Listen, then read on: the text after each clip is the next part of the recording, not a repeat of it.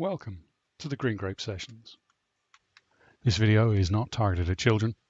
We will return to normal scheduled programming in other videos. Join us live at www.mixer.com/Midgard. Hello! Welcome to a test showing today. We're going to be trying something new. And seeing if it works.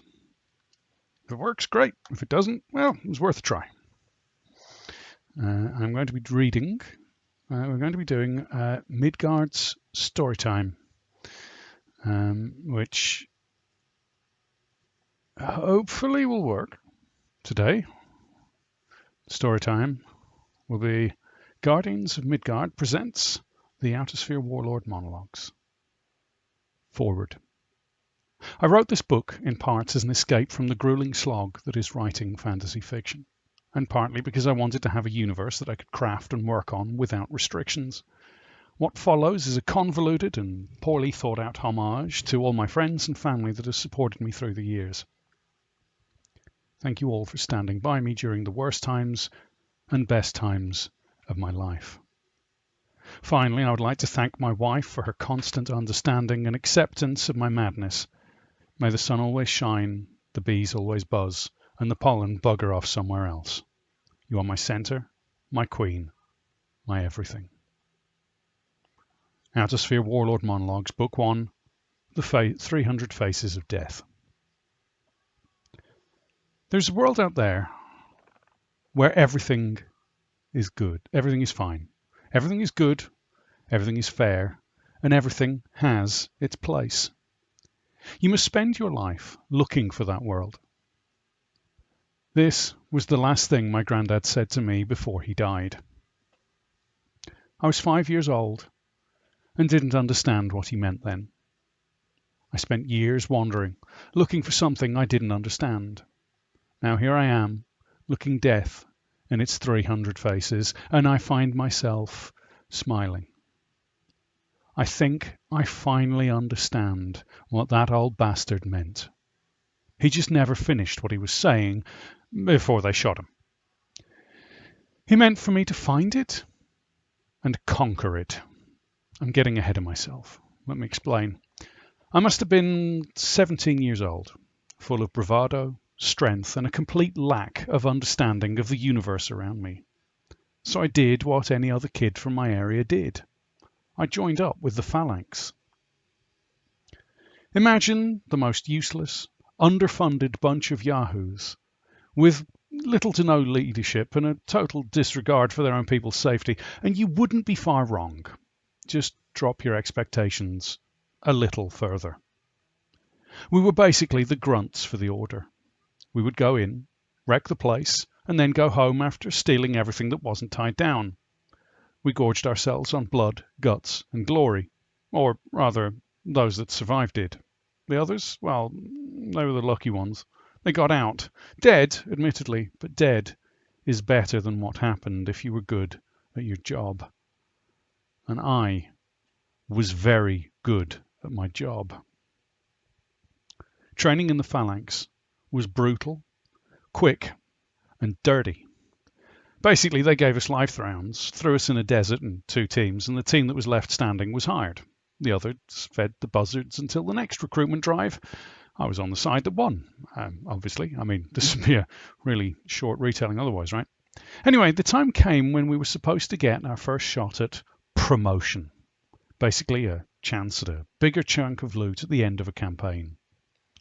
Me and 2 buddies got together and decided we knew how to play the system. We were going to get all 3 of us promoted and then split the first 3 runs of loot between us. We thought we were smart. Unfortunately, every other shitface for 20 leagues had the same damn idea. When the trial came up, there were about 50 groups of 3, about 30 groups of 2, and about 100 solo knuckle-draggers. So there we were, me, Dreg, and Fishstick, ready to take on the world. Dreg was a 3-time loser, as in he'd survived 3 promotion runs, but Fishstick was fresh meat like me. The boss man sent the message to each communicator that the challenge to be promoted was simple this year. It was a race. This wasn't a surprise since we had been dropped off in the desert with 30 nearby racers nearby. The only problem that the races were one-seaters. So a fight started out. All those people tearing into one another was a great sight to behold, especially as we just happened to have been standing looking at 3 beautiful-looking speed racers when the message dropped. We got about 120 leagues lead before the next group managed to get to theirs. Dreg had left a little surprise for them. They got on their bikes and then, poof, they were a slimy residue on the next group back. That gave us another 50 leagues lead, while the subsequent groups checked the bikes for booby traps. Dreg was a bastard, but he had only had put one in the 3 nearest as he didn't have time to do the others, but knew every group afterwards would have to stop to check. What we didn't expect was that our lovely, shiny new racers were actually about the slowest bikes in the universe. We found that out when the last of the other groups came rushing past us with hoots of laughter and derision, and depressingly about 6 of those racers had 4 or 5 people clinging onto them for dear life. One was being pushed by the remaining few guys who had managed to piece together what was left of the booby-trap bikes, which was depressing, to say the least. Suffice to say, we were fucked. This is when I decided that a shortcut was in order. This may seem like cheating, but the boss man never explicitly said we had to use the racers. He also never explicitly said to not rob the locals, or not to kill the locals, or not to hump a rock, but we took the last one as a given. Well, I mean, Dreg did. Fishstick may or may not have fornicated with a few boulders the night before. Anyway, I looked at the maps and looked for the nearest town, and we started out. Dreg reckoned we had about 2 hours before the first group would get to the halfway mark. If we'd driven on, we wouldn't make the halfway mark for 6. So we were totally fucked if we didn't cheat. I mean, think outside of the box. Turns out the local town was full of very helpful people, totally willing to give us their jump ship in return for Fishstick leaving as quickly as he could and taking his really big gun with him. Well, all apart from the sheriff, who decided that holding onto his gun rather than his life was more important. Fishstick was called this because he was a crabby bastard and also because he stank to high heaven. So the sheriff was dead and Fishstick got his first and last taste of wanted warrants out on his head. Seems people don't take too kindly to phalanx tactics outside of the theatre of war. Come to think of it, most people didn't take too kindly to the phalanx tactics, full stop. Anyway, Dreg told me to fly as I had experience with things what fly, by which he meant I had made a land kite during some downtime. Don't ask, it's something I picked up from when I was younger. Either way, things were going swimmingly. Turns out kite flying really does have similarities with flying a jump ship, in that the more air you get between jumps, the further you go before crashing to the ground. I have to say that I was really unfortunate that the authorities kept tabs on stolen jump ships on the backwater we'd been dropped off on, because the local police came armed for bear, especially once the red goo Fishstick had left behind was identified as the sheriff. Terrible happenstance, really. The sheriff turned out to be a local war hero as well as a highly loved and decorated sheriff. So it turned out that I was really good at flying jump ships when the shit hits the fan. Also, turns out that jump ships are much harder to land than to fly. Suffice to say, we lost the police, but gained about 60 clotheslines, a chicken coop, and the remains of what must have been the woman hanging out her clothes on said clotheslines stuck to the window. Dreg, now covered in fish stick vomit, decided that maybe I needed some lessons before he let me have access to the pilot's seat again. We ended up making it to the finish line about 10 minutes ahead of the nearest group, and had managed to cook some of the chickens still in their coop when we landed. Dreg then decided that would be a good time to turn on us, so I shot him. Then decided I didn't like fish stick anymore and collected the bounty on his head too. It was a great day. I got promoted, got plasma cooked chicken, and got a payday on 2 bounties, and paid my own off all in one foul swoop. Sorry, couldn't resist. Anyway, the higher-ups decided I was definitely the right material for the job and asked me to please bring more chicken next time as well. Life was easy back then. Kill and loot, and then repeat. I was very good at the killing and the looting. I was even better at the repeated killing and looting parts. I got very wealthy and very disliked by pretty much anyone dumb enough to cross my path. Well, at least till they were dead and being looted. I was what some might call a barbarian when it came to warfare. I seemed to have a knack of being in the right place at the right time to avoid being killed, but in the wrong place at the right time to catch the enemy off guard.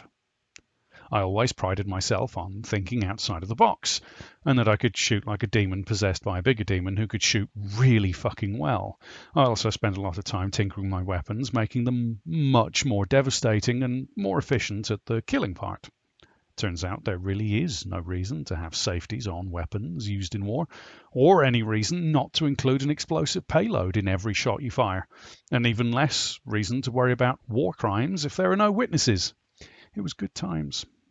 That was before the Order decided that the reputation we had garnered wasn't worth the shock factor, as it was causing troubles back in the centre. They decided to give us our walking papers by sending us to the front. Basically, they wanted us to die horrible in a battle against the White Petal Corps, and then claim a moral victory by sweeping in behind us and killing the remaining WPC troops off with ease.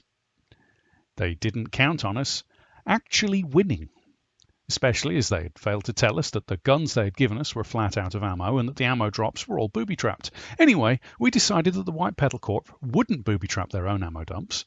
This was right, they didn't. But they also didn't leave them totally undefended, as some of my less intelligent compatriots had theorized. You'd be very surprised to hear that a lot of phalanx died getting replacement clips, and even more died trying to get out of the heavily fortified White Petal Corps ammo dump. So there was about half of us dead by the time we actually started really fighting back. Or at least not just running around screaming, I'm going to die, I'm going to die, please God, I'm going to die, which was what some of our troop decided was the safest course of action. Or the few guys who stuck their heads literally in the sand and hoped that because they couldn't see the enemy, that the enemy couldn't see them. I was really looked up to in the phalanx. I could actually walk, talk, and chew gum at the same time. Most of my platoon couldn't work out which was the dangerous side of the gun, and a few couldn't work out if they were actually dead, and continued fighting long after there wasn't really much left of them. The phalanx really were a special kind of force. Then things got really interesting for a while, what with the White Petals sending in their elite troops to try and kill us, the Order sending in their cleaners to try and kill us, and the Peacekeepers deciding that they would send in theirs to try and kill us. They didn't, just in case you were thinking I was a ghost. Anyway, after about 6 weeks of fighting and about 5,000 dead elites, 4,500 dead cleaners, and about 2,500 dead peacekeepers, the peacekeepers had a bright idea. Instead of sending troops in to kill us and have them die horribly, they would hire what was left of us and use us as replacement peacekeepers. This is how I ended up working in law enforcement. It was a dark period of time for me. I made fuck all and spent a lot of time frequenting donut shops. Did you know that the police eat donuts because they taste really nice? Anyway, this is also when I made most of my lifetime enemies too. You would think people would be more pissed about the time I stole 400,000 credits and 3 old master's paintings from some small religious conclave. But apparently, law enforcement makes a lot more enemies in a much shorter time period, and you get less stuff for it. No wonder the peacekeepers were trying so desperately to get recruits. No one was dumb enough to work for them, except idealists and people with massive bounties on their heads that they could never pay off in a million cycles. Guess which I was. I certainly wasn't sold on their idea of peace to all nations, races and creeds.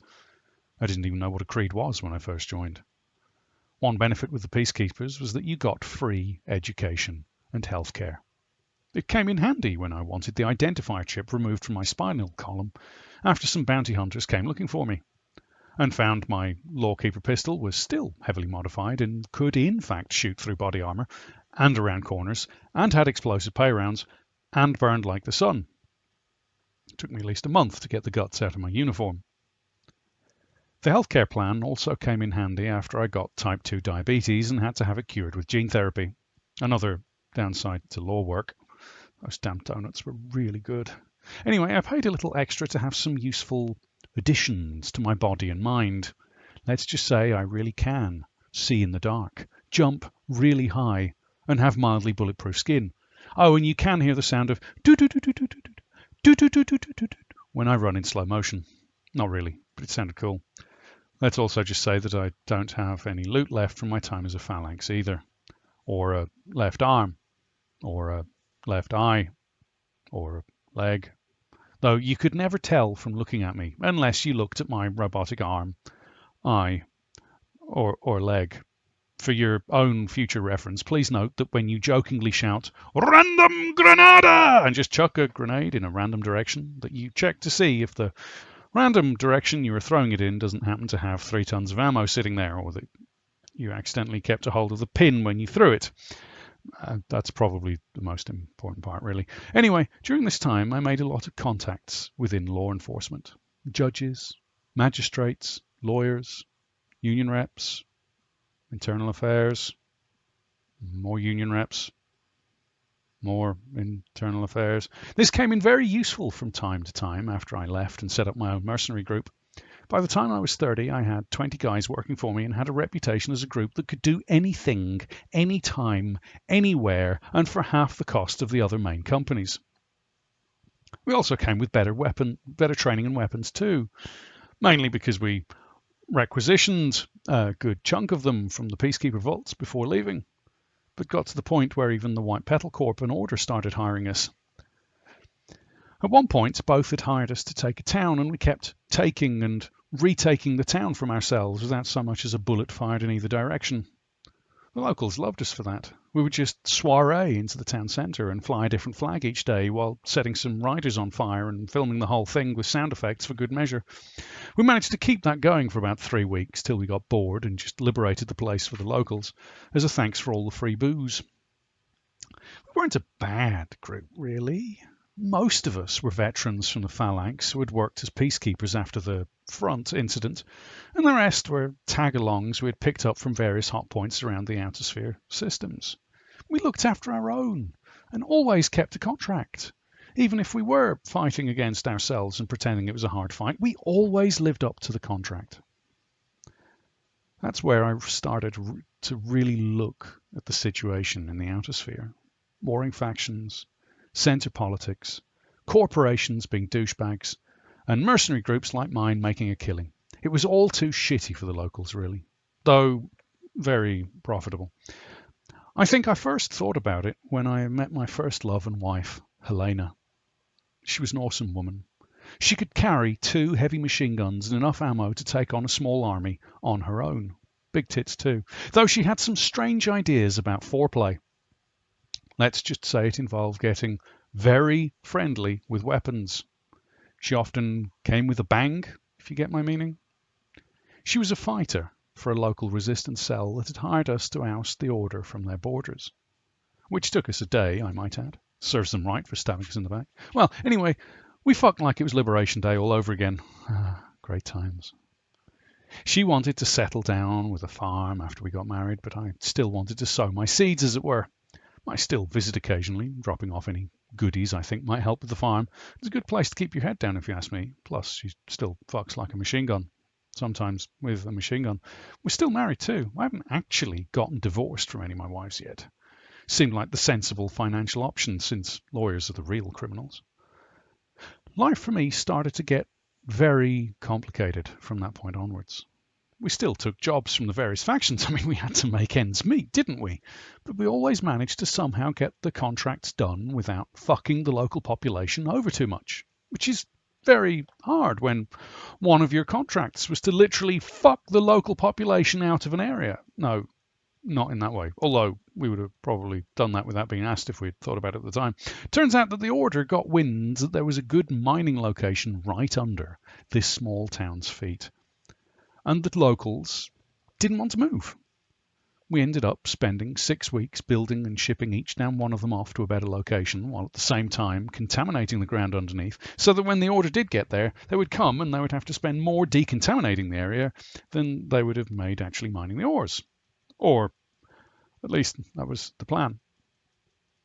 Turned out that the ores they wanted reacted with the contaminants and blew the whole place to kingdom come, along with the group of Order scientists that came to survey the area, and the daughter of the Order prince, and a about 60 visiting dignitaries from the centre, and about 500 troops who were protecting the delegates, and about 1,400 support staff.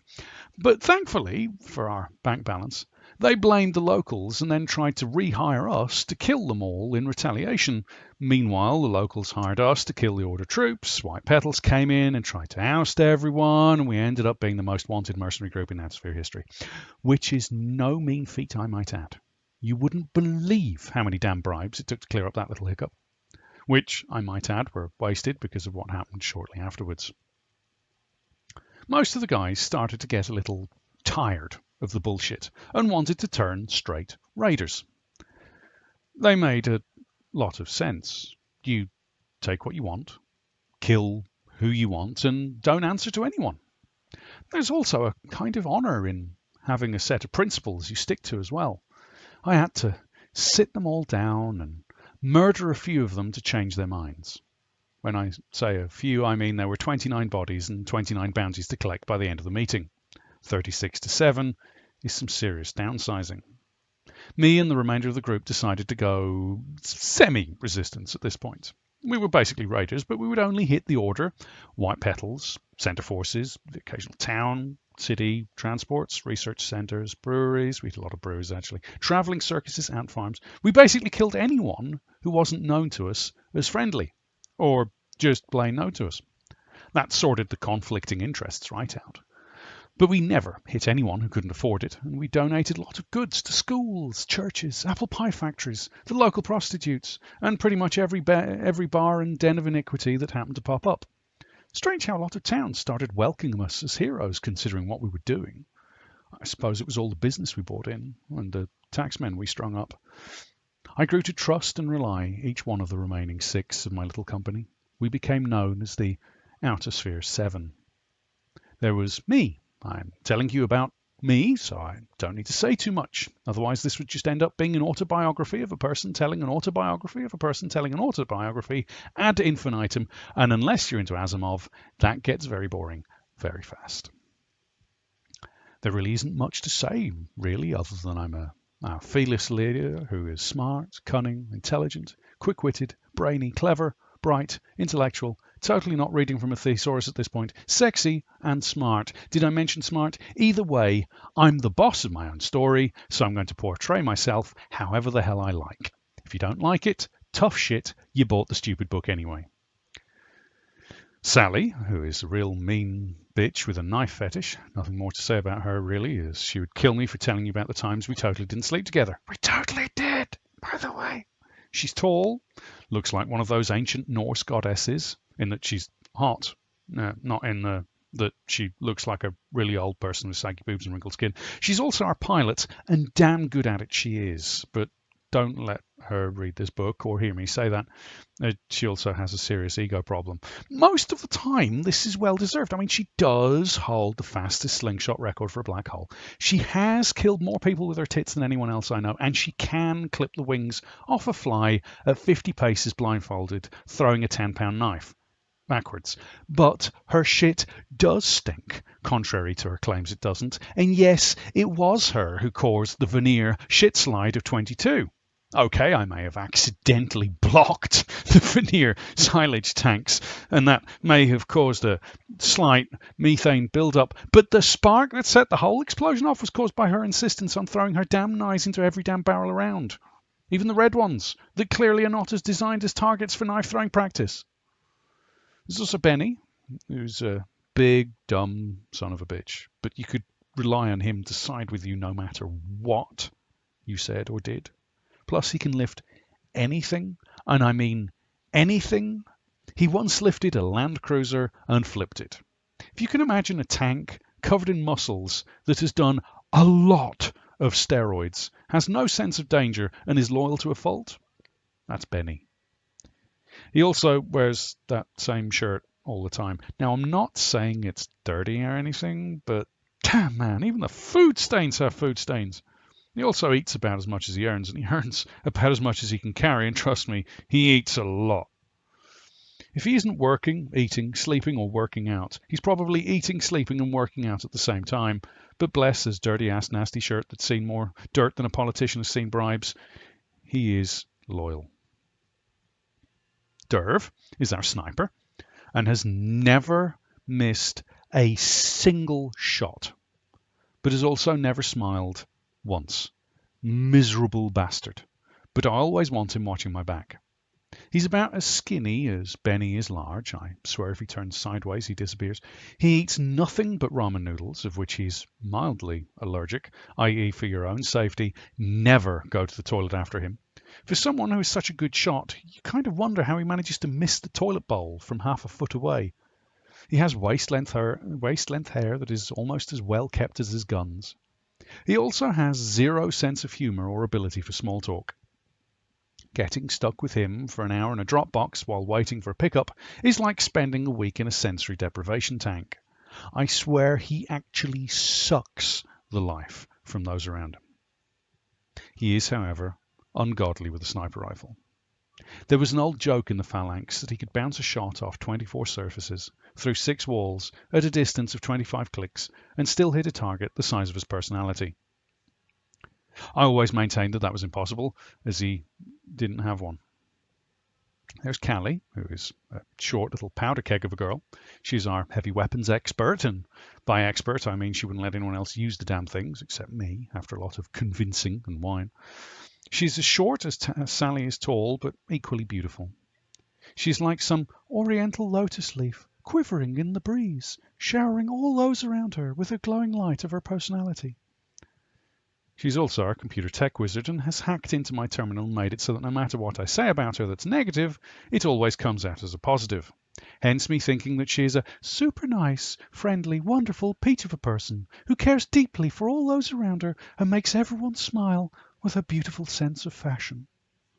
I shall stop writing about her now. She managed to, she would change anything I said about her anyway. She's actually a really nice girl, but her sense of boundary leaves me wanting her company all the more. See what I mean? She's my 9th wife too.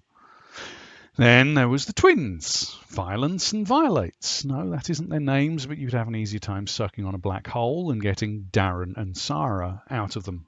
Violence, Darren, was exactly as advertised.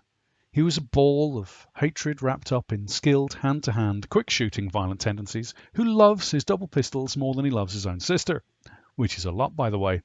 Oh, and he also has an awful moustache that he refuses to get rid of.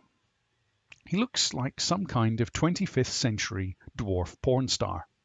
Not that I know a lot about 25th century dwarf porn stars, but I assume they're about as good as 28th century dwarf porn stars, in that if you find yourself watching them, you really need to take a long look at your life choices.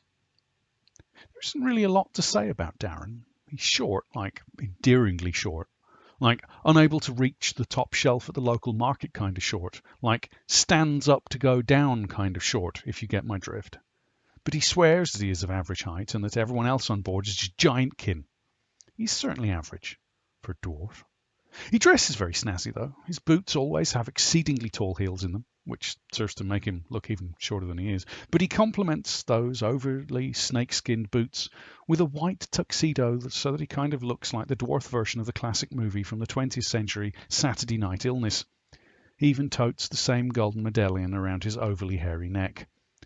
There's a good reason he has his own shower and nobody ever tries to use it except the cat, and even the cat comes out choking on hairballs that are not his own. He's a nice guy, though, the best man at all my weddings, although he has no sense of timing whatsoever. He once ran down the aisle, panting and puffing, while madly waving the winger about. Which would have been fine, except that we'd finished the service 3 hours earlier. He is always late. It doesn't matter if it's getting up in the morning or heading up an important mission. He is always late. He also takes longer in the bathroom than anyone anywhere, like you wouldn't believe how long. He swears that it's because he's reading in there, but I swear that War and Peace takes less time to read backwards, 1 letter at a time, with your eyes closed. I love the guy. Him and Benny have always got your back, even if one of them is a quarter the size of the other, and probably can't see over his inordinately large hand cannons. Violates, aka Sarah in a previous life, or Viola if you're a close friend, so it's Violates to you, is our engineer. And damn good at it she is. She can pull an engine out of thin air, or your ass if you get too close, and has about 3 different assault class robots with her at all times. Yes, even in bed. It's very crowded in there. She is the second shortest and second smallest of everyone here, but you wouldn't guess it by her voice. If you didn't see her, you would swear she was 13 feet tall, had a chest the size of the volcano on Ceres 3, and a mouth that was actually wired to the ship's weapon systems. You can literally hear her coming from a league away. It doesn't help that her robots also crunch and grind everywhere they go. I thought that she was deaf that caused her to be as loud as she is. But now, after knowing her for years and knowing how damn sensitive her hearing actually is, I think she does it just so that people don't ask her to keep fixing their computer terminals after sticking their fists through them because the most beautiful and wonderful Cali has been at them. I also learned the hard way that being between her legs when she comes is like sitting on the edge of the jet raceway at Paloma Beach. The noise actually pierced my remaining eardrum. I have since learned my lesson, and now if in that same situation, I wear industrial strength ear protection. Viola also has a soft spot for the ship's cat, Snarf, and keeps stealing him from my quarters and blaming the dodgy door locks that she apparently just cannot find the problem with. I keep suggesting that she simply have Snarf in her quarters and actually fix mine, but she has the opinion that, no, that's your cat. You've had him for ages, and blah, blah, blah, blah, blah. What she means to say is that I just like stealing your stuff, boss, which is why I never get any of my tops without booby stretch marks in them, even if I haven't worn them myself. Oh, she's also my fifth wife, just in case you're wondering. You'd think having two wives around you at all times would be a wonderful and fulfilling experience. It's not. Out of all of them, I never expected that they would be the ones to stick with me. But as my old man said, you go through life finding out who your friends aren't, by them being the only ones left standing after the others die horribly at your own hands or the hands of your enemies because you killed them because they pissed you off in a bar fight, or they were killed by angry assassins or some other such incident. This goes on for quite a while. Incidentally, it wasn't one for short pieces of advice, but it always made sense when you thought about it and condensed it all down to bite-sized chunks. Basically, you never know who will be or end up being your bestest buds in the whole wide universe until the shit hit the fan and they are left standing. And these guys were the only ones left standing. It was around this time that I met my arch nemesis, my bane, my burden to bear, my second wife. She is the only one of my wives I truly fear, and the only one who has come close to actually killing me several times in one night at one point. We met after me and the Outersphere 7, or Oz for short, had liberated a town from the White Petal Corps.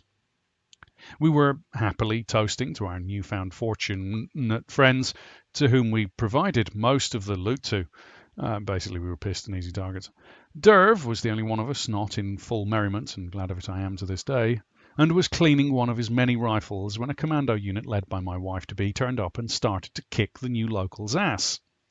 I tried for my gun, but the bitch, most beautiful woman in the universe, caught me fair and square, and with my trousers down around my ankles while waist deep in a winch. Before I could get into cover, she had me in cuffs and I was being marched off to her shuttle. It was then that Derv decided it was about time he demonstrated what made him the best shot in the outer sphere, and shot the chain off my handcuffs, preceded by the bullet-dropping 22 of her, Sybil, in case you're wondering, best guys, and forcing both me and Sybil into cover. I say forced me into cover as well, but truth be told, I was still stinking drunk and just followed the immense cleavage and tight-fitting uniform Sybil had on at the time, much to Derv's annoyance. It was in this cover that me and Sybil got better acquainted. Basically, I kept hitting on her and radioed to the others to frame her for my escape, and got another 100 killer squad sent after her, and so she eventually relented and decided to join up with us for a while. Begrudgingly, I might add. It wasn't till she started seeing what the local folks were actually going through that she started to be more than just a pain in my ass. It was also then that she fell head over heels in love with me and tried to kill me a few times. She's like that. If she likes you, she tries to kill you. If you survive, You're worthy of her attention. Started to see the benefits of having a psychopath for a wife too, as many assassins learned the hard way that Sybil is quite possibly the toughest woman alive. She would make Valkyries turn and run screaming for their lives. She is deadly with almost anything she can get her hands on. You know, she once killed an assassin by beating him to death with her breakfast. I know it doesn't sound that impressive, but it's only when you realise that she was having porridge that the reality of the feat sets in. You ever seen a guy killed by grievous bodily porridge injuries? It's not pleasant, but very funny looking. Anyway, that was when she started telling us about the political transports. We hit this one ship. Big motherfucker it was. We boarded, killed off any resistance that happened to stick its head out, and got all the passengers into the main hall of the ship. It was full, from one side to the other, with all sorts of politicians and dignitaries. You know how many politicians actually make a difference? About 1% of them. The rest are about as useful as waterproof tea bags. Or worse, like tea bags with shit inside them instead of tea in them. Besides, the 1% usually get assassinated, so you never actually see the 1% unless you're extremely lucky. Or the assassin sent to kill them, in which case you're douche. Fancy making a living out of killing folks for cash. Never mind, I said that. There were these were the creme de la creme of shitbags. They were all on some fancy tour of the Outersphere to see how well their policies were working. That is to say, not at fucking all. These were the bastards that decided it was a good idea to cut the funding to the medical centres, the schools, the public parks, and the security forces out here, the only thing the resistance was grateful for. And so I was none too fussed as to what happened to them. It was then that this poky little fellow with white hair, orange skin, and far too expensive a suit for a politician swaggers up and starts spouting the common, "Do you know who I am?" and the usual, "Do you know who you are messing with?" type of grandstanding these shits love so much.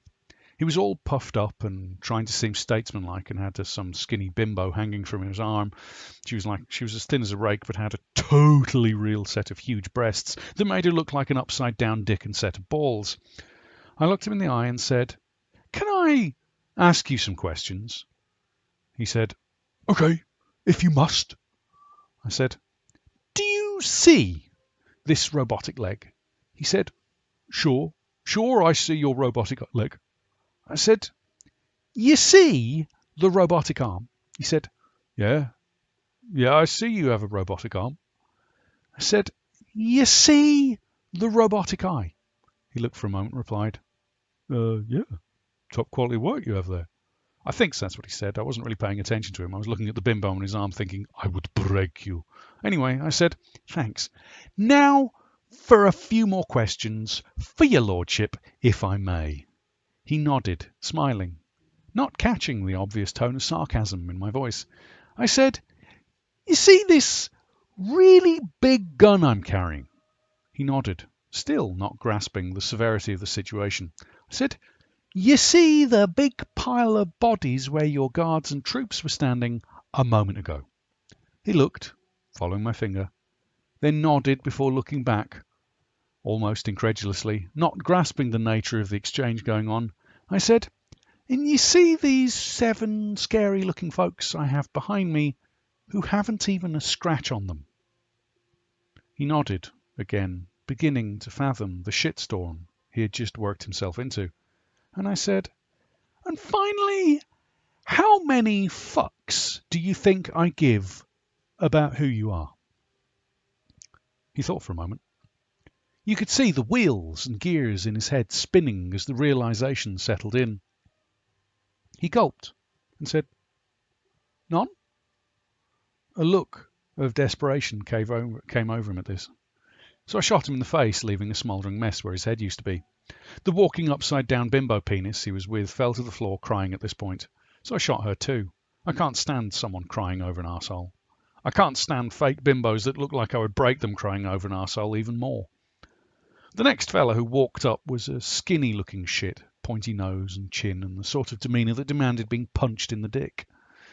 He had on an equally expensive suit and looked like he was used to kissing us and lording it over those less fortunate than himself. He came up smiling some fake shitbag of a smile and said in a creepy kind of way, "Hi, my name is Tony. May I say you look like a man of exceptional taste. Could I interest you in perhaps letting me off this ship for a large sum of cash?" I smiled and said, "Sure thing." He handed me the briefcase he had with him. It was full of gold and jewels and what looked like 1,000,000 credits in 100 credit notes. I thanked him kindly and walked him to the nearest airlock, patting him on the back, saying, "You certainly understand the situation you find yourself in much better than that other fella. Toady, was it?" He smiled and tried to correct me while not really looking where he was going. Before he finished, I'd pushed him into the airlock and then closed the door to him. You should have seen the look on his little face as light up as he realised that there was no ship on the other side. He turned around and tried banging on the door, saying, "This is not what I'm here." Not sure what he said after that, as I pressed the open airlock doors button and watched and waved as he went whooshing out into space. If you're ever in a position to bribe someone, make sure that you're perfectly clear about what you are bribing them for. I guess he learnt that lesson too late. They never did find his body. I like to think he's up there somewhere, floating about with that look of realisation and terror, permanently frozen on his beady, pointy face. The rest of the group kind of started looking from person to person, then back to us, not really sure what the protocol was in this instance. This is where I would have thought that they would have started at least fighting to get free, but you would be amazed how little backbone most politicians actually have. I decided I'd given up on the idea of using them as hostages for any kind of reparations or concessions towards the rebels, and decided that I would simply smile, wave, then open fire. It was like shooting fish in a barrel, except these people had less backbone and less brains. We took what we wanted from the ship and then blew the ship too. It made the central news, that did. They blamed an engine malfunction. We knew we could get away with anything from that point onwards. We started getting much bolder in our raids as well. Sybil would use her contacts to find us a valuable target, and we would drop it off the radar, so to speak. Sybil wanted to make an example of everyone that we came across that was running Central Colours. It got to the point that, again, we were wanted by everyone from the White Petal Corps to the central government to even the military breathing down our necks. Sybil got very crafty as she got more open in her conflict with the various factions. It wasn't soon before she wanted to run one of the resistance cells that had taken over one of the moons and start making more of a difference. I still see her from time to time. I mean, we're still married. But it's usually bad news when I do. In fact, it's always bad news when she contacts us. I don't think she's ever forgiven me for not joining her, despite her saying at the time, "Don't you dare think of following me, you're too much trouble," which I later found out was code for, "Don't you dare think of trying to be the boss of me, but you had better come and join up or else." I only found this out after I accidentally listened into a conversation between 6 of my wives during a party for my youngest. They thought I was asleep and started comparing notes. Not all of it was that glowing, so I will leave it off my resume for now. Come to think of it, it was Sybil that got me into the current pickle I'm in. She called up and told me to be here. And here I am, staring 300 dreadnoughts in the face, and all we have is this beat-up old cruiser. Anyway, where was I before slipping back to the certain death that is at hand? Oh, yes. I was about to tell you about the planet we stole. Yes, planet. Yes, stole. It all started as a dare for my 6th wife, Antoinette, or Anne, as I call her. She hates being called Anne. We had been married for about 6 weeks. It was a torrid affair, as we'd only met 6 weeks before. Everything went so fast back then. You met a pretty girl, she liked the size of your guns, then married you and had a few sprogs. I have 46 children currently that I know of anyway. Each and every one of them is a chip off of the old block. As in, they're all wanted criminals, rogues or revolutionaries. Except Charlie. She's in the Peacekeepers, so not too far off the others, except that she runs the Peacekeepers, actually. Kind of a sore point at family gatherings. You can imagine what it's like when she tries to arrest half of your family every time we have a big get-together, and I always get blamed for inviting her. What can I say? I like the sparks. Keeps the others on their toes. Anyway, Anne bet me that I couldn't steal the planet. I initially thought she was joking, but it turns out she's mad despotic and wanted a whole planet to rule over. So I did what any self-respecting husband does. I got her a planet. Not some small moon. An actual planet. I did it by heading to the centre's military dry dock and liberating one of their Star Killer class cruisers, the one I'm currently about to die on, by the way. It's called a Star Killer class cruiser because, well, it kills stars. The military are not very imaginative when it comes to class nomenclature. They tend to find it easier to see if they're screwed or not when they see a rival ship. Let's see, there's the runner class for running about. Jump class, as in it can do jumps. Dreadnought, big, really big, like where the hell did space suddenly go kind of big. Star Killer, and Bombard class. And those are just the big ships. There's a whole array of smaller classes that do different things like fighters and bombers, transport and landers.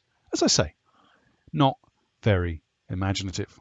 Not like the White Petals and their 100,000 cuts class fighters, or their Hidden Blade Loud Snake class cruisers. They kind of take the piss, actually. By the time they have described the enemy numbers to their commander, it sounds like some weird haiku anthology. Yes, I know what one is. I swear they invented the super long-range scanners just so that they could have time to say what was coming. Their names for guns are just as bad. Most people settle for pass me the shotgun. They would rather say pass me the tread softly with a big stick and slicing jaws gun, or TSW ABS ASJ gun. Imagine an entire elite military unit that has to learn to speak in weird acronyms or poems before actually getting anything done. I suppose it's better than the orders nomenclature of big shooty stick. Anyway, we got this cruiser, relatively easily I might add. Apparently no one has the balls to steal one from the dry dock before. We flew it into the nearest asteroid belt while Viola got the ship drive online. She also hooked up the main cannon to a series of gas canisters and electrodes so that it looked like the main cannon was charging up. It wasn't yet, but it sure did make the remaining security forces jump when the ship they thought was basically a shell started charging its main cannons. They were still kissing their asses goodbye when they were out of the system, when we were out of the system and well on our way to the Outersphere. The news reported that as a decommissioning of one of their ships going to plan. We only found out when we got to the Outersphere that one of the reasons it was in dock was that its reverse thrusters were a little temperamental, as in missing. This led to several misunderstandings at the first 3 docks we tried to land at. Viola managed to work the front-facing cannons into makeshift thrusters by pumping oxygen and hydrogen and igniting the whole thing while in a spacesuit just before we hit the last of the 4 pads at the rebel base of S.H.I.E.L.D. They weren't as impressed with our acquisition as we were, or rather they weren't as impressed with how little systems were actually still there. Thankfully, the main cannon was actually working once you plugged it back in. This took us about 3 weeks of pissing about to discover, by the way. Not one of Viola's best moments. She had been racking her head for 3 weeks solidly when I was trying to get one of the blenders working in the kitchen and plugged it in. And it turned out to be the main cannon. Shame we found that out where we were, really. S.H.I.E.L.D. was a lovely base of operations. Now it's a lovely gas cloud. We don't speak much of this time. Anyway, once it was up and running, we made our way to the nearest inhabited planet still under the central government's control. A lovely place called Paradise. As big a misnomer that this usually was, this was actually pretty nice. It was a big tourist attraction at the time, and you would be amazed at how easily the local government handed over complete control of the system's defences when we destroyed their third sun. You'd also be amazed at how much bad press we got over that too. Anyway, I renamed the planet A Gift for Anne and picked her up while violence had fun with the orbital satellites and quashed the local military resistance. The central government sent a small contingent of military ships to persuade us to release the planet, but it also turns out that we had the only Starkiller class cruiser left in the Central's fleet, as they surrendered when we flashed our big gun at them. So that's how we ended up with a small fleet of ships at our disposal as well. The rebels forgave us the slight shield incident when we suggested that they might like to captain the 13 or so ships we'd just liberated. This was when the central government decided to pull most of their military back to home space to defend against other acts of cowardice and brutality that we were apparently guilty of. I don't know, you destroy a couple of systems to see how something works and suddenly you're a genocidal maniac bent on galactic domination. They were just jealous that we'd fixed the ship that they were scrapping. It could have also been that the experimental shield system that they had installed on the ship before we stole it, or the experimental drive, or the slightly cutting-edge and one-of-a-kind missile system that could grab asteroids and then use them as large munitions by charging the asteroids with dark energy before unleashing them on one of the most devastating barrages of hellfire the universe had ever seen. They also may have been none too fussed by the fact that no one was supposed to know that they had this technology, especially as it was them who had managed to make it illegal in the first place. And there was also the heavily modified stealth drive that Viola had stolen from one of the runners on the way to dry dock on her way to the super secretive Starkiller that the central government swore they weren't developing. If you're going to create a super secret weapon of mass destruction capable of taking on ships hundreds of times their size, it would be better if you didn't leave it unattended at a dry dock, even if that is a pretty good place to hide a super secretive tech, as no one in their right minds tries to steal broken ships, unless they're mad, crazed, genocidal maniacs bent on galactic domination, apparently. It was at this time that most of the news broadcasts started calling me the Warlord. I kind of liked it. It was certainly better than Cedrick Spencer O'Beard, which, if you ever mention that to anyone, assuming I don't die here shortly, I will hunt you down and burn your genitals over an open fire. They started saying I was responsible for everything from the Big Bang Part 2 to raids on central ships, to seal decline in polar regions throughout the outer sphere, to the steady decline in scientific research due to the galactic brain drain that started after intergalactic travel became cheap enough for settlers to start spreading out across the universe. None of it was true. Well, maybe not all of it was propaganda, but most of it was lies. I mean, what reason could I have for hunting seals throughout the galaxy? I don't think I've ever seen one, let alone shot one. And I remember everything I've shot at. Well, nearly everything. Some things I shot at without really looking. No one still knows whether it was me that shot the famous outlaw Dread Tits over, or whether it was just a rebound shot from one of the other peacekeepers, though the big burned hole where Miss Dread Tits was standing kind of suggests it was me. Anyway, we gave Anne the planet and started guarding the ferries to and from the planet while she got settled in. She declared independence from the central government the next day. Within a week, she had the place running like clockwork. When I said she was mad despotic, I meant it. She started working on building an army that would help her overthrow 6 more planets within a day's jump of a gift for Anne. She still hasn't renamed the planet, by the way. It's on all the star charts too. Sybil got kind of jealous of the attention I was giving Anne, so I had to get her a couple of planets too, which I named Sybil 1 through Sybil 6. She did rename the planets though. They're now called My, Husbands, A, Massive, Arse, and exclamation mark. You try telling someone that you're heading to a planet called exclamation mark. And yes, that's also in the star charts, all nicely grouped together and visible to anyone who chooses to look. I'm just glad I didn't get her a couple more. She could have been even more creative. Plus, thankfully, the planet Ship for Brains was already taken. Apparently, it was a translation error that just never got fixed. Anyway, the nickname Warlord kind of stuck with me. It was funny. Most ships just had to hear the name and would surrender. And the occasional idiot willing to try and claim, I killed the Warlord, to which they always end up having, I was killed by the Warlord, on their tombstones. It's funny what some will do for fame. What was I telling you about? Oh yes, impending doom. Here I am, 300 dreadnoughts staring at us, and all we have is this small cruiser. Might be able to kill 3 or 4 of them, but our shields won't last. I guess I should have really read the attached message with the coordinates that Sybil sent over. I really will never learn. Thank you for tuning in to the first Green Grape Sessions Storytime with Midgard, and possibly the last. But yeah, I hope you enjoyed it. That's the first book in the Outersphere Warlords series. The other 2 are currently available on Amazon as well. The 4th book is currently in the process of being written and will be available on Kindle when we get round to it.